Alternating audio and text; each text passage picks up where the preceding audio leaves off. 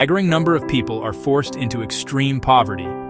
They are not pushed there by war or by famine, but by the simple act of trying to stay healthy. Almost 100 million people fall below the poverty line annually because they have to pay for health care. This is not just a statistic, it is a global crisis unfolding in quiet desperation across countless villages and cities. It represents a profound moral failure in our interconnected world. For these millions, a diagnosis is more than a health concern. It is a financial catastrophe waiting to happen, a trapdoor that can swallow entire families, leaving them with nothing. This devastating reality demonstrates the cruel intersection of health and wealth. When a family member gets sick, the costs of treatment can become an unbearable burden. In a small, sun-drenched village, far from any major city, a young mother named Amina woke to the sound of her child's labored breathing. The boy's fever had been rising for 2 days, and a deep, rattling cough had settled in his chest. Fear clutched at her heart. The local clinic, a small concrete building staffed by a single nurse, was a long walk away. She knew it would demand a fee for consultation and for any medicine she might need. The few coins she had saved were not nearly enough to cover the cost of care, a fact that weighed on her as heavily as her son's illness. With no other choice, Amina made a decision that countless parents in her position are forced to make. She sold the family's 2 goats, their primary source of milk and a vital asset. The money from the sale was just enough to pay for the clinic visit and the initial round of medicine. "I had to do it," she would later say, her voice quiet but firm. What else could a mother do when her child cannot breathe? Her words echo the silent desperation of millions who must sacrifice their future security for immediate survival, hoping that one desperate gamble will be enough. But the medicine did not work as quickly as they had hoped. Her son's condition worsened, and the clinic nurse said he needed stronger antibiotics, which were more expensive. The family's small savings were already gone. With a heavy heart, Amina and her husband sold a small parcel of their farmland, a piece of earth that had been in their family for generations. They used the money to buy the new drugs, praying this would finally bring healing. For weeks, the family ate less, their meals shrinking as their resources vanished. The loss of their land and livestock was a devastating blow. Amina's story is not an isolated tragedy. It is a common narrative repeated daily across the globe, from the rural plains of Africa to the mountain villages of Asia and the urban slums of Latin America.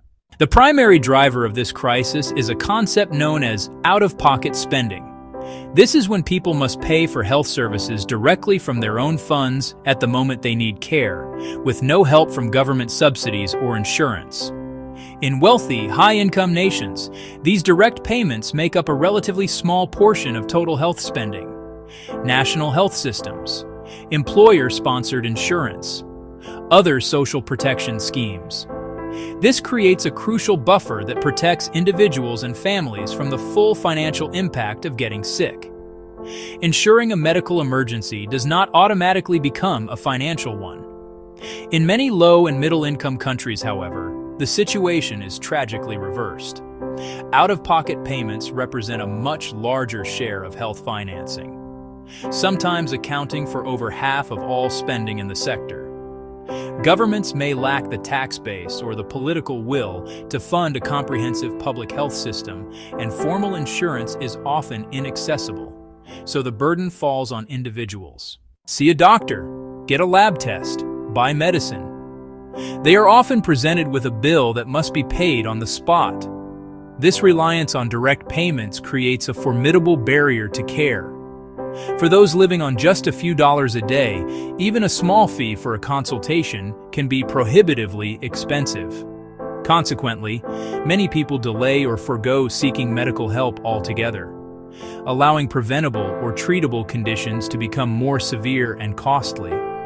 A simple infection that could have been cured with a cheap course of antibiotics can escalate into a life-threatening illness.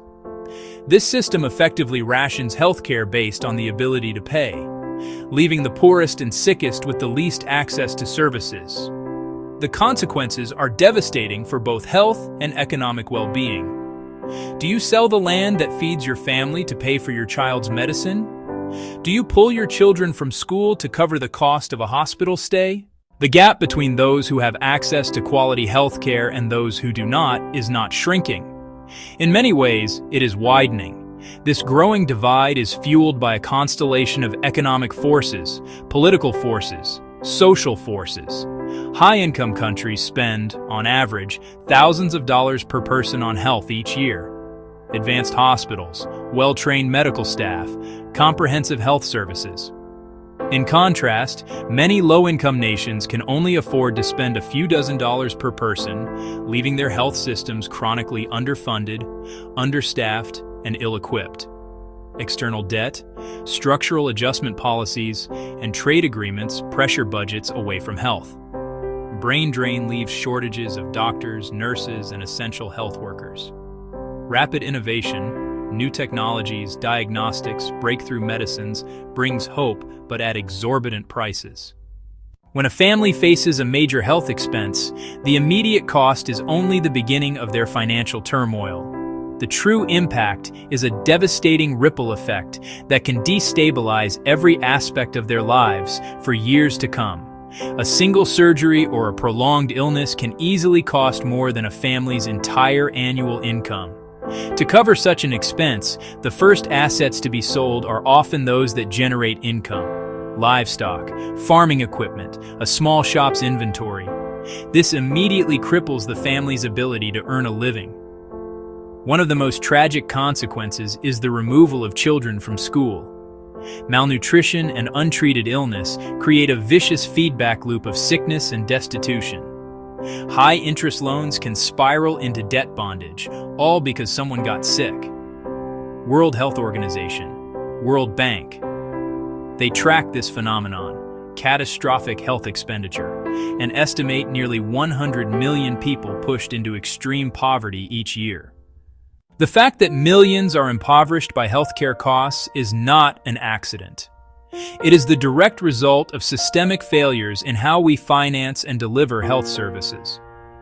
A primary cause is insufficient public funding for health in low and middle-income countries.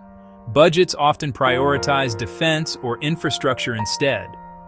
Chronic underinvestment means too few clinics, too few salaried health workers, and not enough essential medicines.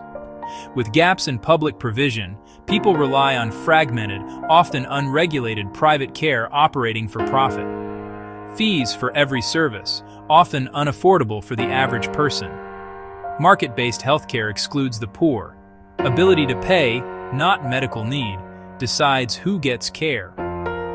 Past policies introduced user fees and cut public spending, sharply reducing access for the poor. Patents keep generics off the market, setting high prices that keep life-saving drugs out of reach. And where political will is weak, the marginalized, without voice or power, are overlooked, and the system continues to fail those who need it most. Despite the scale of the problem, proven and powerful solutions exist. The single most effective strategy to protect people from catastrophic health costs is the implementation of universal health coverage.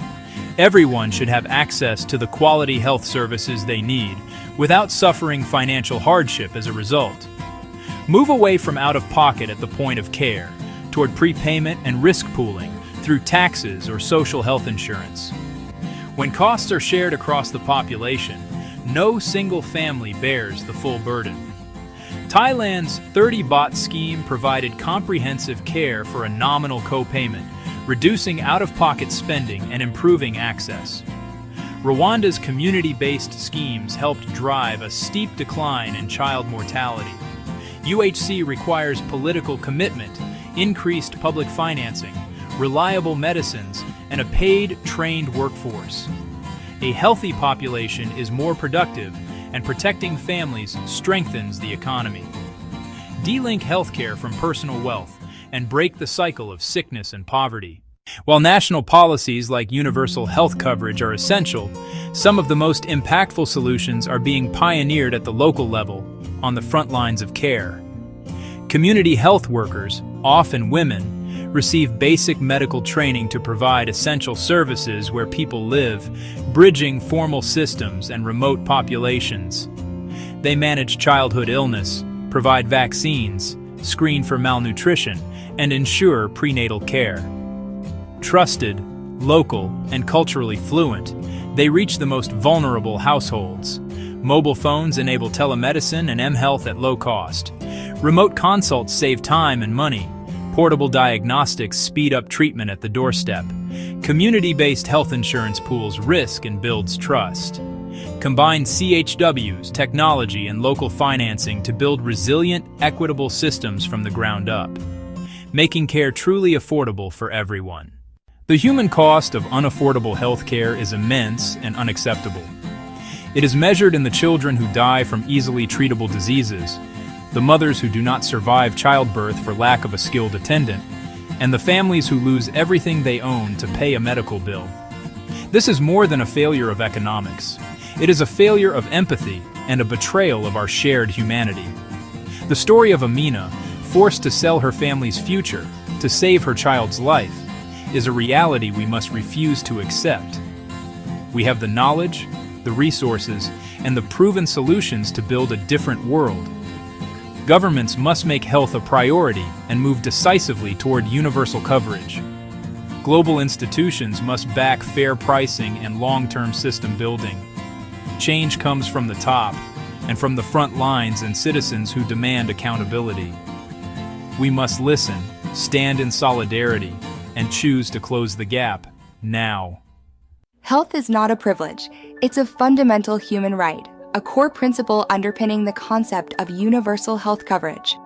Yet today, more than half of the world's population still lacks access to essential health services, facing significant and often insurmountable barriers. This global health gap is a complex issue, driven by pervasive poverty, challenging geographical isolation, and severely inadequate infrastructure. The dream of healthcare for all remains an unfinished journey, but it is certainly not an impossible goal to achieve. Disparities in healthcare access exist not only between different countries, but also profoundly within them, disproportionately affecting vulnerable populations. An inadequate health workforce and insufficient medical facilities further exacerbate this gap, leaving millions without necessary care. However, several nations offer valuable lessons in bridging this gap, demonstrating successful models of universal health coverage that we can learn from. Countries like Taiwan, with its universal national health insurance system, provide comprehensive coverage, short waiting times, and affordable costs for all citizens. South Korea blends public healthcare with private delivery, excelling in advanced technology, patient safety, and remarkably low costs.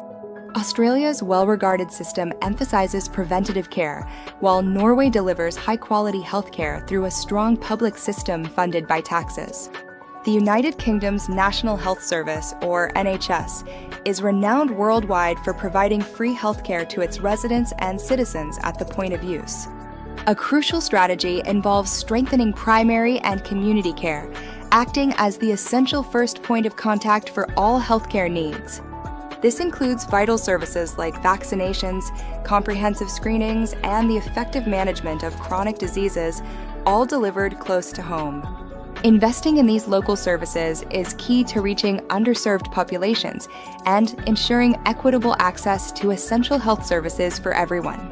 Technology also plays a vital role, profoundly transforming healthcare through innovations that enhance access and efficiency. Telemedicine, for instance, enables remote consultations, diagnoses, and treatment, effectively expanding access for those in remote locations or with limited mobility. Artificial intelligence improves diagnostic accuracy and personalizes treatment plans, while wearable devices monitor health conditions in real time, providing valuable data. Even drones are being utilized to deliver essential medicines and supplies to remote and hard-to-reach areas, expanding access significantly. Electronic health records streamline patient data management, improving care coordination and enhancing overall efficiency within the healthcare system. Global health initiatives are humanitarian efforts that raise and disperse funds for infectious diseases, immunizations, and strengthening health systems in developing countries.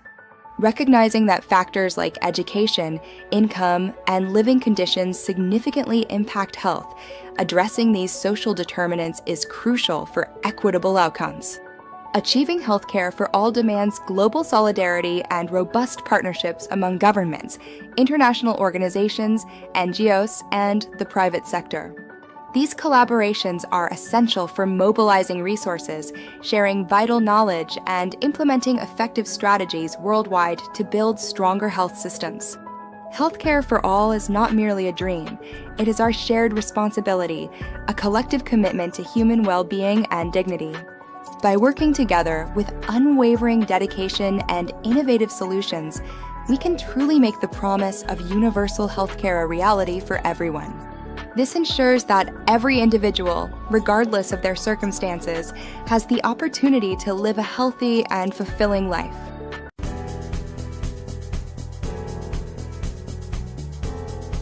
Hi there, I'm Miss Sarah. Well, I guess you could call me Peaceism. Yeah, peace works. Let me show you something important. See these people? They're all struggling with healthcare. It's tough out there. But what if I told you there's a way to change all this? Enter World Peace Development Holdings Limited. They've got this amazing idea called the Peaceism ecosystem. It's all about bringing people together, you know?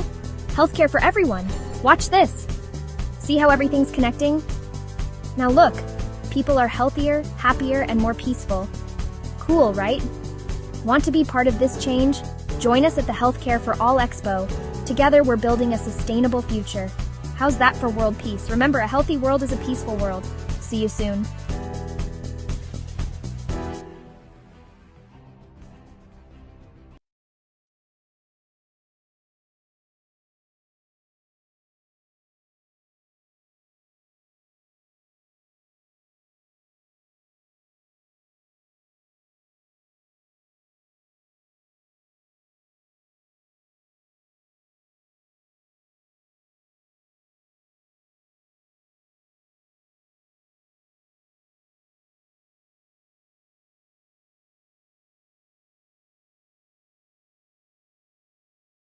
For far too long, we have operated under a flawed assumption.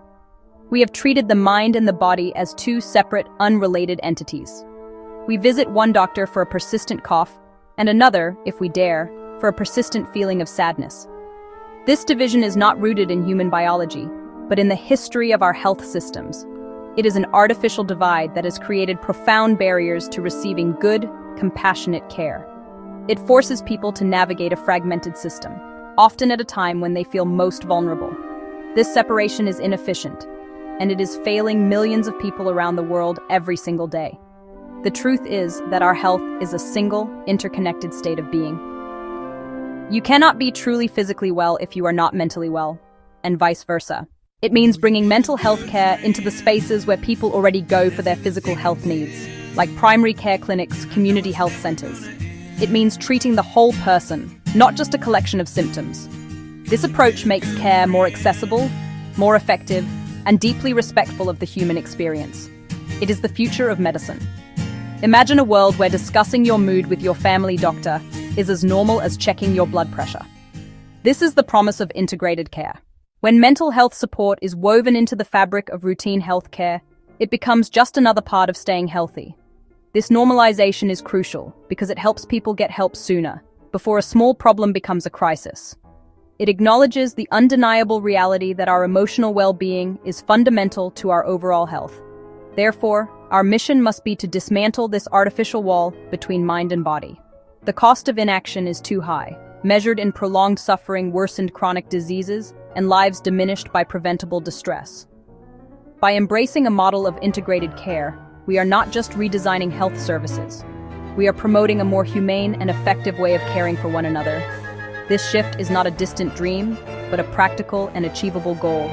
It begins with the understanding that mental health is not a luxury, but a fundamental component of all healthcare, for all people, everywhere. Our bodies and minds are in constant conversation. This is not a philosophical concept. It is a biological reality.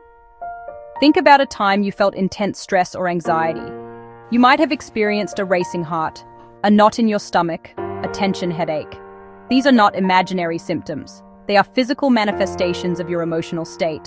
The brain, through a complex network of hormones and nerve signals, directly influences the functioning of every organ in your body. When the mind is under prolonged distress, the body bears the burden, often in silent and destructive ways. Consider the impact of chronic stress. When we are consistently worried or overwhelmed, our bodies are flooded with hormones like cortisol.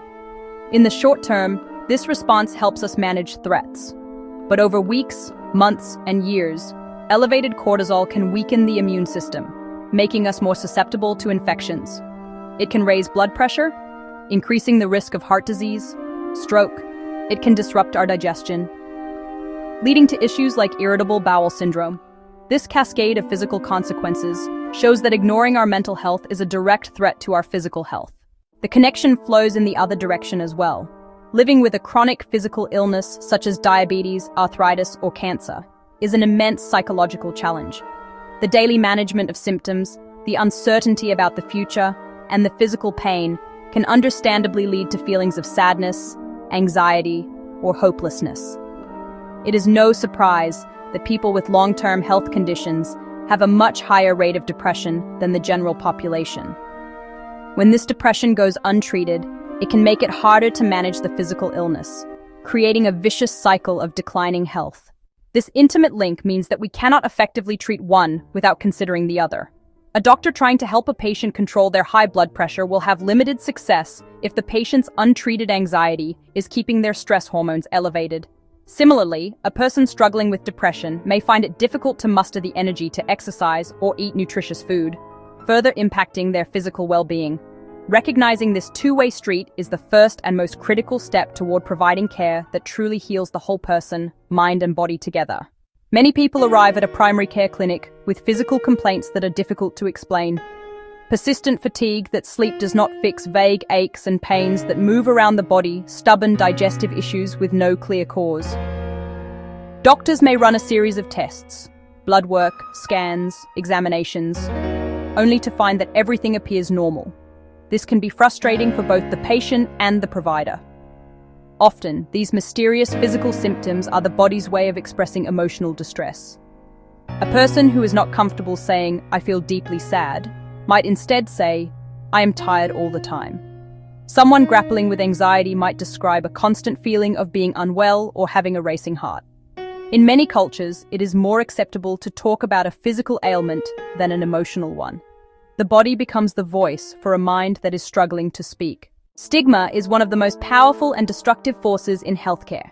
It is the shadow of shame, fear, and misunderstanding that surrounds mental illness. This shadow creates a wall of silence, preventing countless people from seeking the help they need and deserve. People worry about being judged by their family, friends, or co-workers. They fear being labeled as weak, crazy, or unstable. In many communities, these labels can lead to social rejection, discrimination in housing and employment, and a profound sense of isolation. The impact of stigma is devastatingly practical.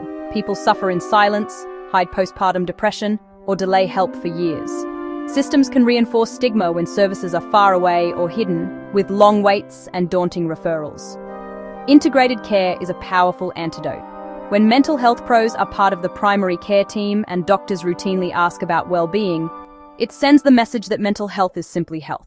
Integrated care is not a single rigid formula. It is a flexible approach that can be adapted to different settings and resources.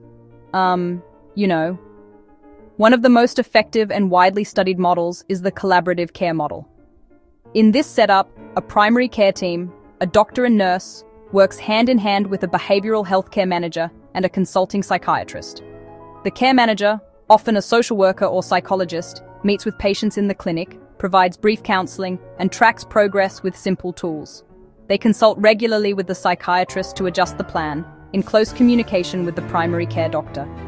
Another approach embeds support in community settings, where people live, work, and gather. Trusted workers provide psychological first aid, teach basic coping skills, and connect people to more specialized care. Digital stepped care offers scalable first steps, guided apps, online programs, brief phone support, with step-up pathways to therapy or intensive care as needed. The common thread among these models is teamwork and communication. They break down the silos that have traditionally kept physical and mental health providers apart. Information is shared, care plans are coordinated, and the patient is always at the center. The goal is a no-wrong-door system where any entry leads to identifying and addressing both physical and mental health needs. This coordinated, team-based approach is the blueprint for a more effective, efficient, and compassionate system of care for all. While systemic change is crucial, there are powerful steps you can take to begin integrating your own mind-body care. Start the conversation. Next visit, be prepared to talk about your whole health. Reflect on emotions, sleep, energy, and mood. Choose one trusted health worker and share it. Simply saying, "I've been feeling very stressed lately," can be the key that unlocks better care. Second, build a personal toolkit for managing stress and improving emotional well-being. These do not need to be complicated or time-consuming. Start with deep breathing 5 minutes daily. Inhale 4, hold 4, exhale 6. This simple exercise can calm your nervous system. Visual. Simple infographic. Deep breathing, regular sleep schedule, talking to a friend, going for a short walk. Focus on a regular sleep routine. Consistent bed and wake times. Small, consistent habits beat big, sporadic efforts. Third, do not underestimate connection. Stigma thrives in isolation, and connection is its natural enemy. Seek a support group in your community or a moderated online forum. Sharing your story reduces shame and loneliness. Finally, be proactive in health planning, especially with chronic illness. Ask your team to include mental health support. By advocating for whole-person care, you improve outcomes and help educate providers about integration. For health systems and providers, the journey toward integration can begin with small, manageable steps that have an outsized impact. First, invest in training for primary care teams, nurses, community health workers, doctors. They do not need to become psychiatrists. Equip them with short, practical training to screen common conditions and ask compassionate questions. Teach brief, evidence-based psychological interventions. Second, add a dedicated mental health worker on site. Warm handoffs, brief therapy, coping skills, and regular follow-up transform access and reduce stigma. Third, use simple screening tools systematically, 2 or 9 questions, integrated into the electronic record to track progress over time. Finally, build clear, fast, supportive referral pathways with local partners, shared records, and dedicated lines so patients feel supported end-to-end. To understand the real-world impact of integrated care, consider the story of Maria. She's 54, living with type 2 diabetes for nearly a decade. She kept up with clinic visits, but blood sugar stayed high. She felt profound exhaustion and overwhelming demands of monitoring food, checking blood, and taking medication. A quiet sadness settled in. During a routine checkup, Sarah tried a different approach. After reviewing logs, she asked, "Maria, I know managing diabetes is a lot of work. Beyond the numbers, how have you been feeling in yourself lately?" Maria hesitated, then shared poor sleep, lost interest in hobbies, and feeling hopeless, believing it was weakness. Because the clinic used integrated care, Sarah reframed it as a health issue and introduced David, who met Maria the same day, taught a simple breathing technique. Over 3 months, 4 brief follow-ups and small goals, daily walks, reconnecting, while the team coordinated care. Maria's mood lifted, diabetes got easier, and readings improved. She later said, "For the first time, I felt like someone saw all of me, not just my disease." The evidence is clear. The moral imperative is undeniable. The time has come to end the false separation of mental and physical health. Integrating care is not radical. It is practical, humane, and cost-effective. Our minds and bodies are one. Earlier detection, improved outcomes for chronic diseases, reduced stigma, greater patient satisfaction, more sustainable health systems. This does not require an overnight overhaul. Small, deliberate actions build momentum. 1 clinic pilot, 1 university adding training, 1 community leader championing awareness. A story that can be shared, a model that can be replicated, a source of inspiration for others. Movements are built step by practical step, from the ground up. The path forward requires a shared commitment from all of us. If you are seeking care, be brave. Start a conversation about your emotional well-being. Ask for the whole person care you deserve. If you are a provider, be a champion. Learn one skill. Try one screening tool. Advocate for adding a counselor. Together, we can build systems that are smarter and kinder. No one should suffer in silence. Seeking help for emotional distress should be as normal as getting a cast for a broken arm. Let's commit to taking one action this week. Talk to one person. Share one story. Start one new practice. Let's begin bridging the divide and building a future where every person receives whole, compassionate care and can truly thrive. This is integrated care. You are not alone.